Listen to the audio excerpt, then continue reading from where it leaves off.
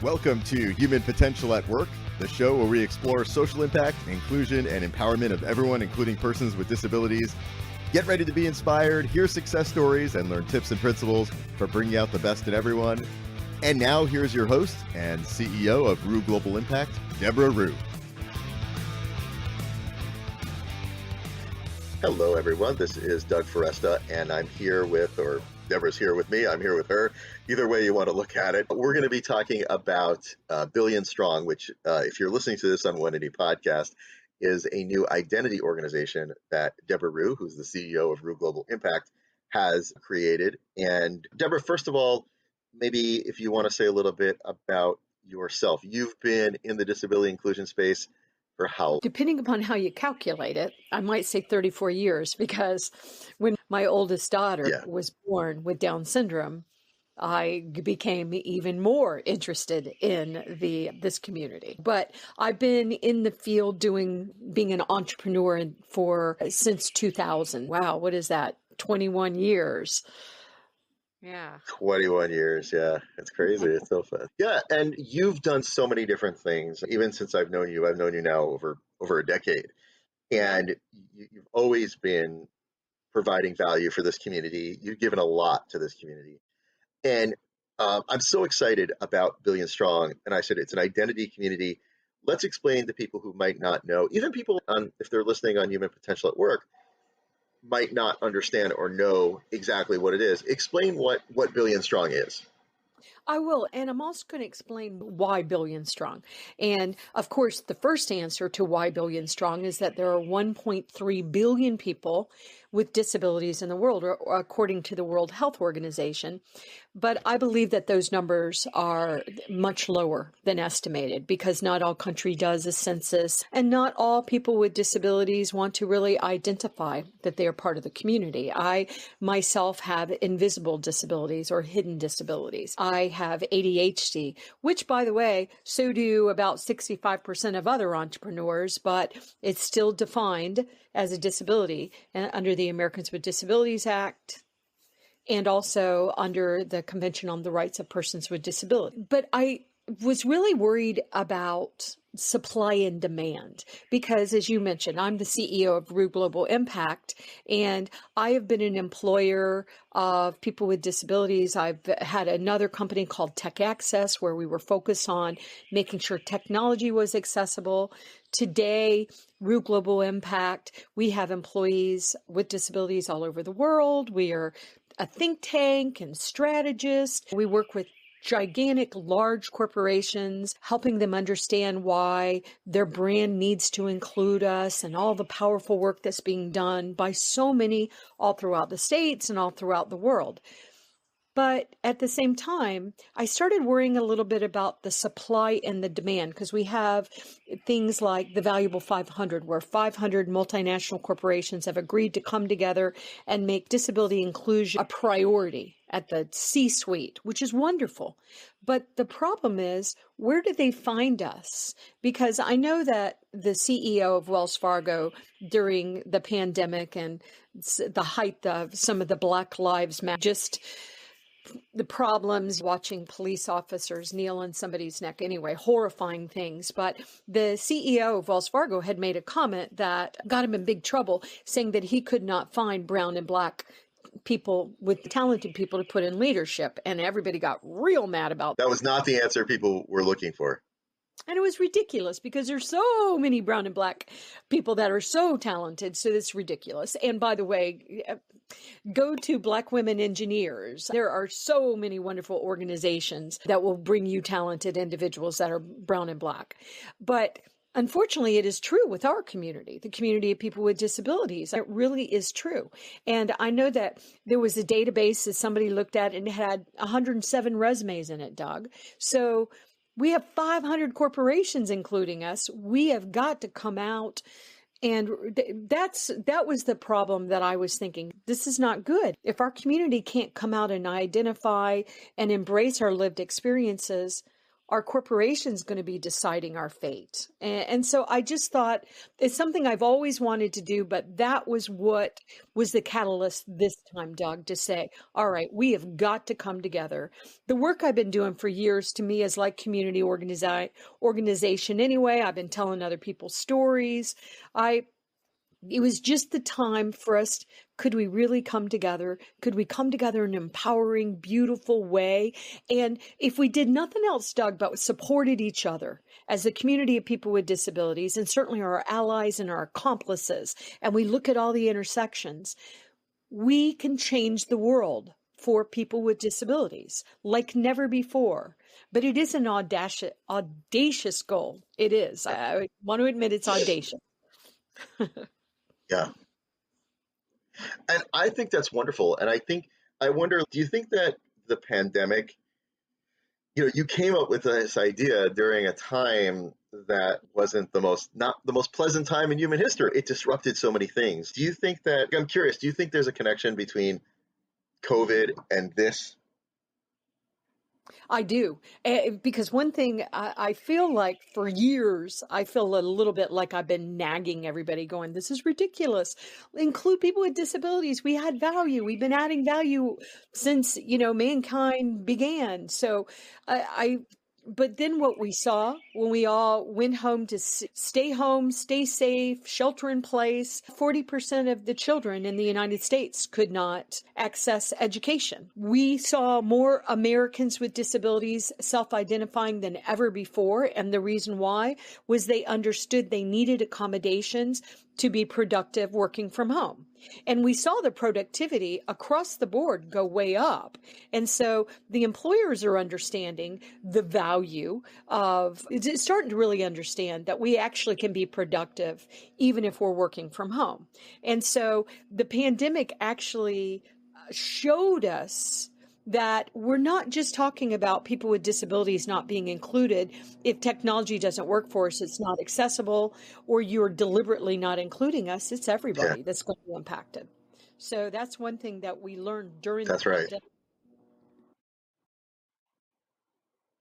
And we also learn, I think, that when we think about accommodation, how many times have we heard employers or people say, it's just too hard, it's too hard to accommodate people. But isn't it interesting when we had to accommodate enough people, right? Like when it was, you can't come there's a pandemic and you can't come in, employers made the accommodation for everybody, like you're saying. When it's for everyone, when you can't run the business without it, all of a sudden you find the will to do it.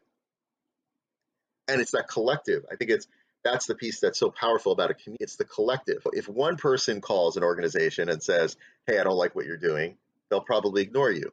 But if 50 people or 100 people or 1,000 people, then all of a sudden there's that power of the collective.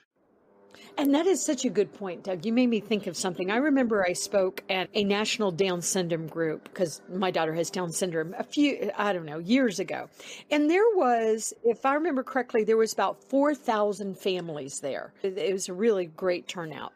And I was saying to the audience, if we did nothing else but just our families, our 4,000 families, if we went to these corporations that are including us and these corporations that aren't including us, and we wrote letters or 4,000 of us families got on social media and started saying, we appreciate Ernst & Young that you're making a priority to include programs about mental health. And we appreciate Microsoft that you're working hard to make technology accessible. Just 4,000 families could change everything. So then you step back and you think, okay, but we're more than 1 billion people. And some people said, oh, make the name of the organization Billion Abilities or billion abled. And it's no, let's stop with these ridiculous words. Let's say that we are 1 billion strong, because people with disabilities are not broken. People with disabilities have been adding value to society forever, but society disables people. Society disables us by not including Society disables us by not accommodating us. Society disables us by deciding that some of the things that my friends have had to, just what people say to them. A friend of mine, Debra Ruh, who is in the United Kingdom, who is blind, he had one of his coworkers say that he didn't know, I don't know how you do it, man. I'd rather be dead than be blind. What? And how is he Wow. supposed to Wow. respond? Or when my beautiful daughter Yeah. was with Down syndrome, and all my friends are like, oh, it's such a tragedy. My daughter's life is not a tragedy. So I think while we're breaking everything, tearing everything down during this pandemic, and it's confusing times, I think there's never been a more important time to dig into our identity and really, could we be proud of our lived experiences with disability? So just myself, I'm a woman over 60. I am a woman with ADHD. I am a woman that struggles with anxiety and depression. I actually, during the pandemic, went on medication to help because it's intense. The trauma is intense. It's intense right now. I am a mother. I'm a mother of a grown daughter with Down syndrome. And it was much easier supporting and protecting my daughter when she was young in school than it is once they get out of school. That's a lot of problems have happened as Hmm. she gotten older. And on top of it, I'm a wife. I'm a wife of almost 40 years. And my husband now has late stage dementia, which is, gosh, that's a hard journey. There's silver linings along the way. But my husband was hit by a car when he was 11 But years it's old. still hard. Still hard Yeah, time. the traumatic brain injury that he sustained is it turned into dementia as he's aging. And so we're not broken. My family's not broken. My family is just a normal family. But we've got to stop saying in Hmm. society that people with disabilities can't and shouldn't be included. It's ridiculous because we are going to be That's included. right. And I'll make Right. one more comment, Doug. Whenever I was deciding to do this, along with the amazing team that I have at Root Global Impact, people were saying, I know a lot of people all over the world in this field because I've been doing the work so long. And I went to different people and I asked for advice. You're one of my advisors. And I had some people saying to me, don't do it in the States because here in the United States, it's so confusing. Don't do it here. And I'm like, I live here. I'm proud to be an American. And Just they're, give and up they're on the whole country. yeah, only do it in the States. And I thought, no. What about our brothers and sisters that are in the other countries, especially the developing countries? And so it's got to be all of us That's coming right. together. And so I Yeah. think now is the time. And so what I actually did was right away, because we've been working on this for about 2 months now, I went out and started getting country partners. And we have, I think, 65 countries that are involved. And of course, we want all countries and we want representatives in every single state because there are people with disabilities all over the world. And there are people that love people with disabilities all over the world. And if we did nothing else, Doug, but we just supported each other, we employed each other, we bought from each other, we supported entrepreneurs with disabilities, Yeah. we looked at the intersections. Yeah. This is Pride Month, LGBT. What about LGBT people that are also members and have lived experiences with disability? And what about gender? Right. You know, we're very focused on gender, but what about women with disabilities? What about girls with disabilities? Mentoring, and what about intern programs where we have mentors that look like they have disabilities and are proud of it? Because you should be proud of your lived experiences. So that's what we're trying to do here. And I think that's a real opportunity. I think it's an opportunity like we've never seen. And I don't know, Doug, that maybe we could have done it before. I remember I used to use a hashtag called Vote with Your Wallet, trying to get our community to just, our voices to be heard more meaningfully. But I didn't ever get a lot of traction on that. But I believe that Billion Strong is a game changer. I really do. One of the things that you mentioned how society disables people, and I think that's absolutely true because we decide who we're going to include or exclude by how we build our buildings, where we hold meetings, so many things. There's so many ways in which we construct a world that doesn't work for everyone.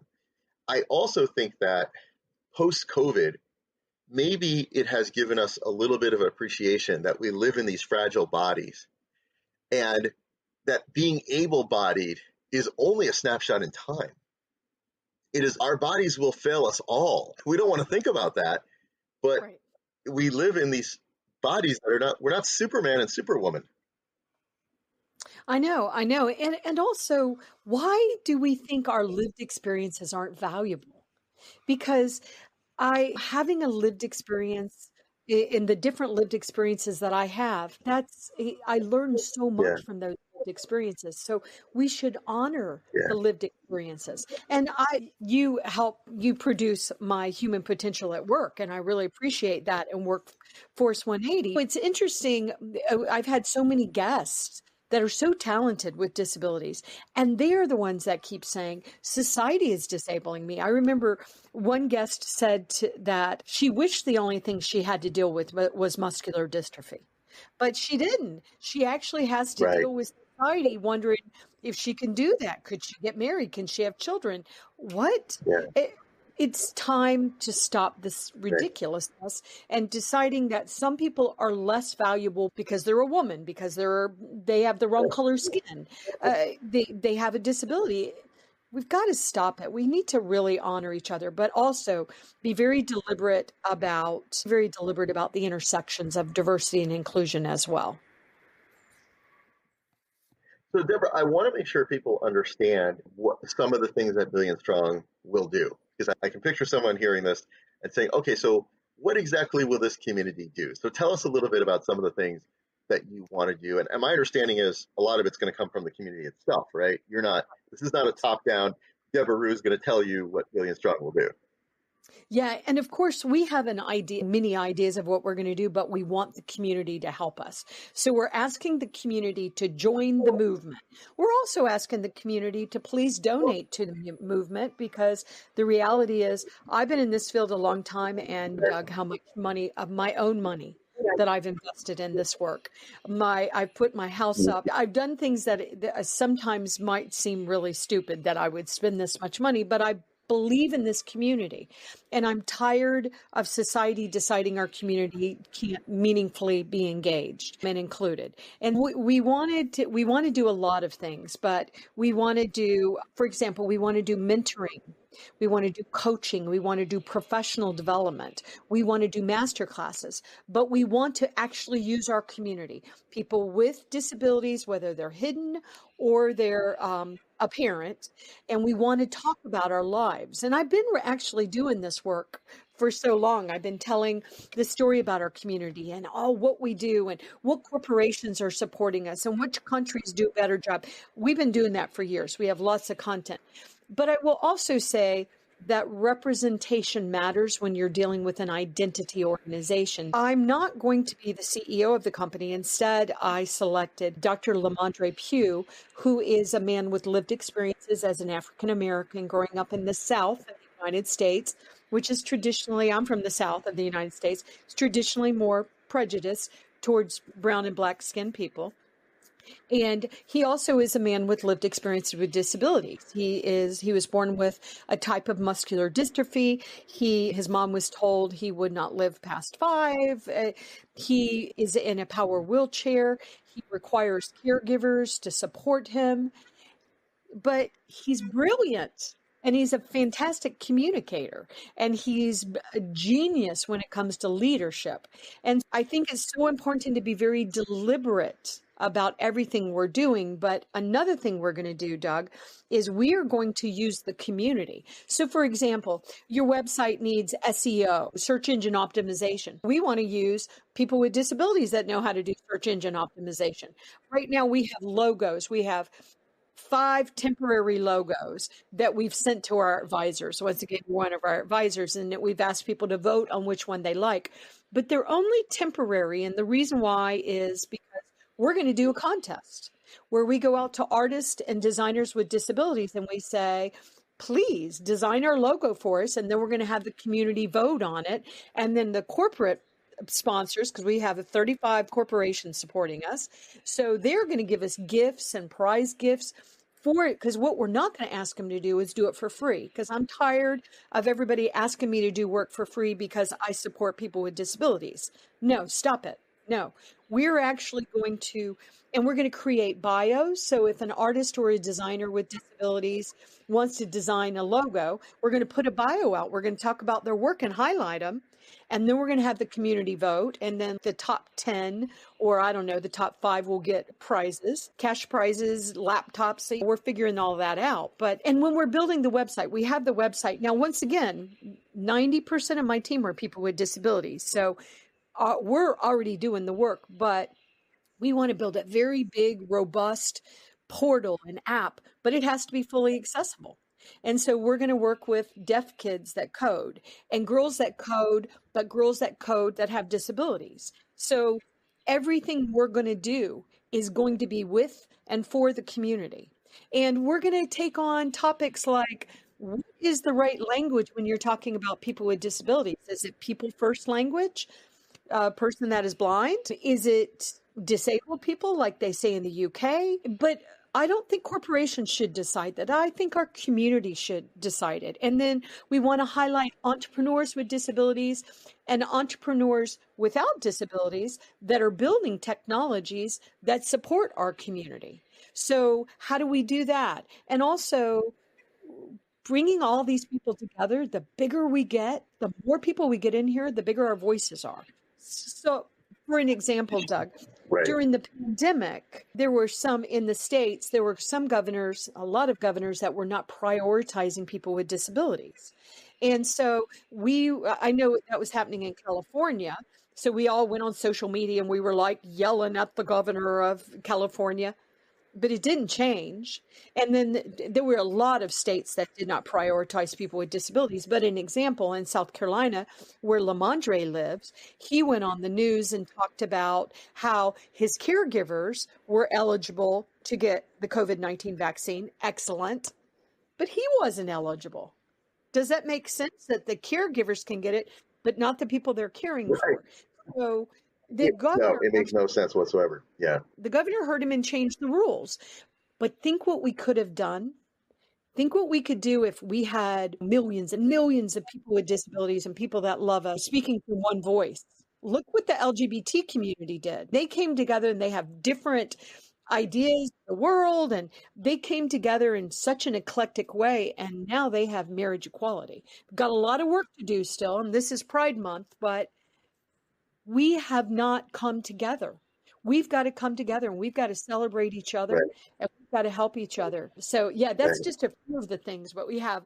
And we are going to make disability sexy. We really want to focus on that because people with disabilities are sexy, but we've got to come together and be very deliberate about these efforts. Yeah. I love what you said about making disability sexy because I think that's really also a piece at the heart of it.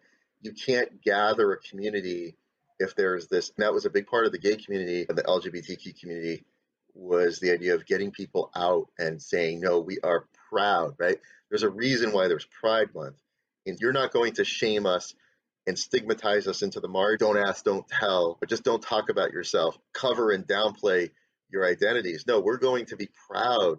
And that's what I love too about what you're doing, Deborah, is you are saying to people, be proud of who you are. Have you ever seen that Mexican, I think it's Mexican pottery, where they take these broken, like they take broken pieces of gold and they mix them together. I'll have to find the thing, but it's a whole like form of pottery and where they take broken pieces and they put it together and it's really beautiful.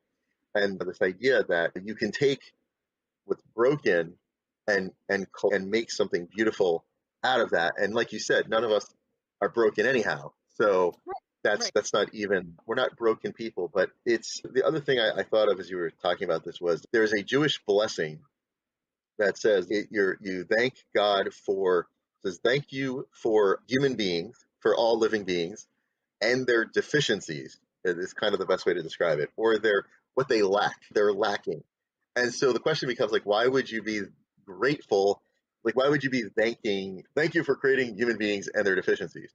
And the answer is like, why would you be doing that? Because we need each other, you know, Right. that way Right. we need each other. We all have differing abilities and strengths and needs. All of us, Oh, every human being. We all need each other, and they're always shifting. So that forces us to be a community. It forces us to work together. And the interesting thing is that I think as human beings, our greatest strength, we're not the strongest. We're certainly not the strongest of all the creatures on earth. What our biggest thing is our ability to work together. When we work together towards a common goal, that we can achieve anything. And no, I'm just amazed. Like, I think about this. Why has no one done this before, Deborah? Like, you're the first one really to do this, right?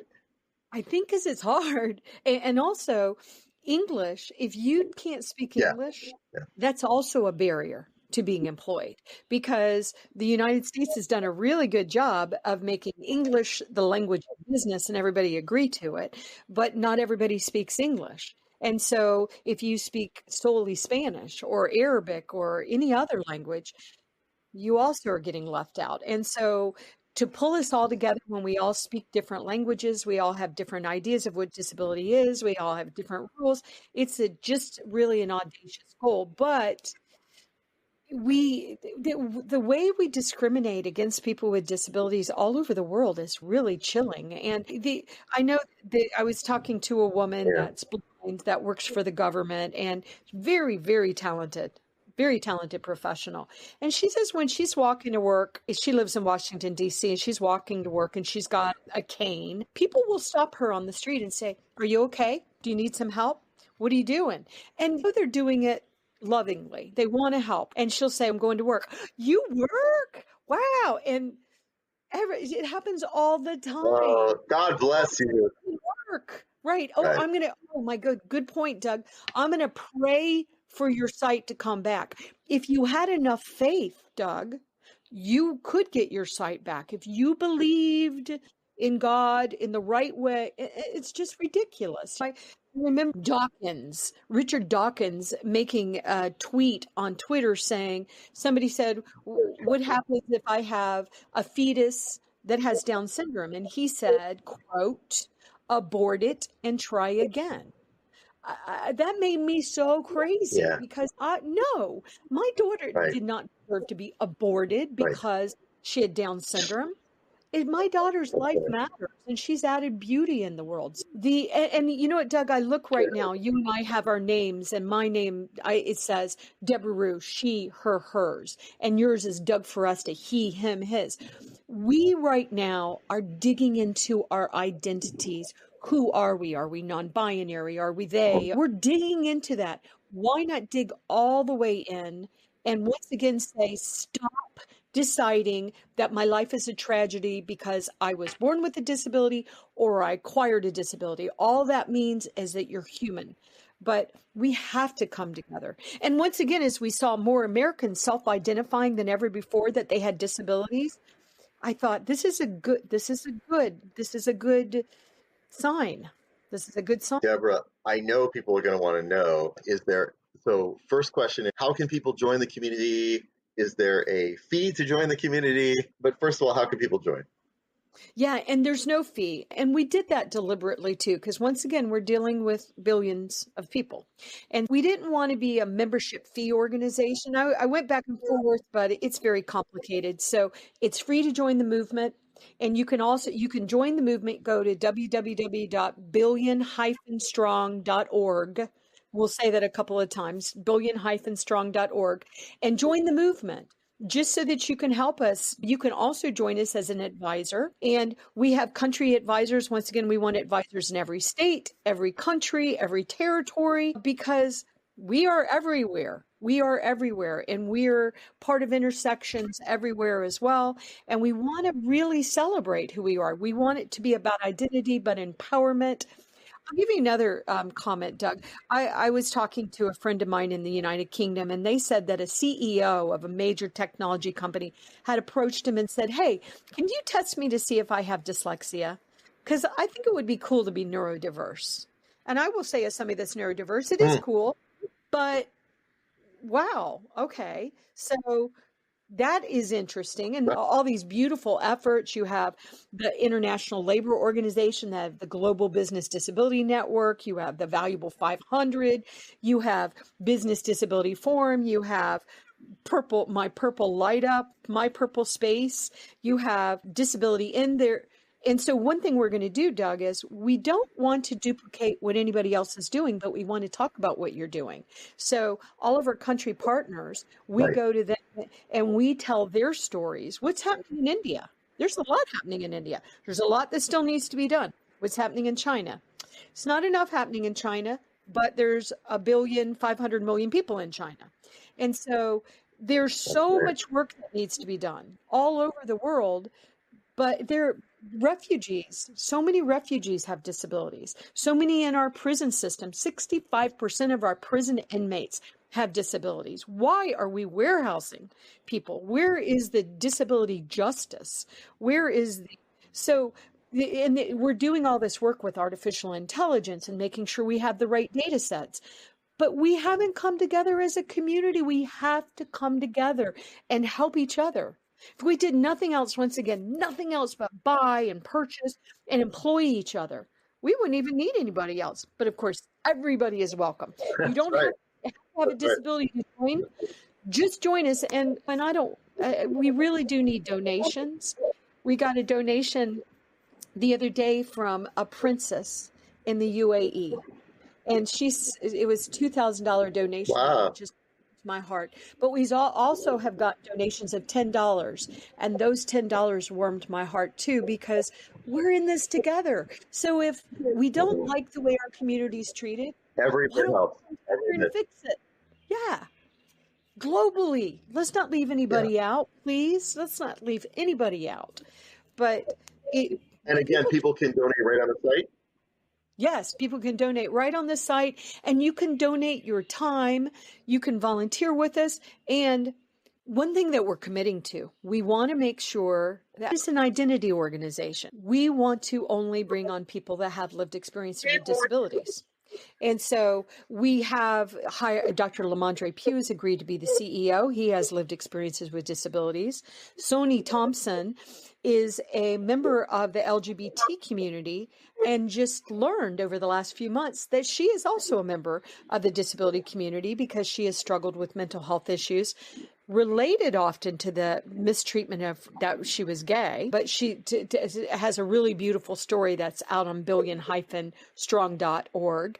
And then we have Jasmine, who is blind, that lives in the Philippines, that is going to work with us, and Rosemary, that was born with cerebral palsy and is nonverbal and brilliant. But we just really, once again, this is an identity organization. So it is about really focusing and empowering each other and embracing our lived experience with disabilities, whether they're hidden or visible or some kind of combination. And so we're committing to use designers with disabilities and entrepreneurs with disabilities. We want our vendors to be people with disabilities. So once again, that's why we are billion strong, billion-strong.org. And I keep saying it, but billionstrong.org was available, but they wanted $4,000 for me to get that URL. It cost them $10. So we can put the hyphen. We can put the hyphen in. Billion-.org. Billionstrong.org. Yeah, and it's so important. We need people to join the movement. We need people to donate. We need corporations to help us. We got a lot to do, but we've got to do this if we want to change the lives for ourselves and others. We have to do this. We have to come together. Debra, it has been such a pleasure and such an honor to be on this journey with you, to know you, to be your friend through all these years, and to watch you come to this place. You are changing the world. Thank you for all that you do and for being such a ray of light in the world. I really mean that. Doug. Thank you. And Doug, I think we also, another thing we want to do, we can really explore the different types of disabilities. And there are superhero strength. And I'm not saying it's always great to have a disability. Sometimes it's hard, but sometimes it's hard being alive. But together, we're stronger, Doug. And that's why I'm so glad that you're also going to support a lot of the mental health discussions we're having and the work, life balance. It's going to be fun. It's going to be fun and it's meaningful. So thank you so much, Doug, for helping me tell the story. Thank you. Thanks, Debra. Thanks, everyone, for listening. We'll see you next time. You've been listening to Human Potential at Work, brought to you by Ruh Global Impact. Make sure to subscribe to the podcast on Google Podcasts, Apple Podcasts, or wherever you consume your audio. To learn more about Ruh Global Impact and the services we provide, visit ruhglobal.com. To learn more about how you can become a sponsor of Human Potential at Work, email David at ruhglobal.com. That's David at ruhglobal.com.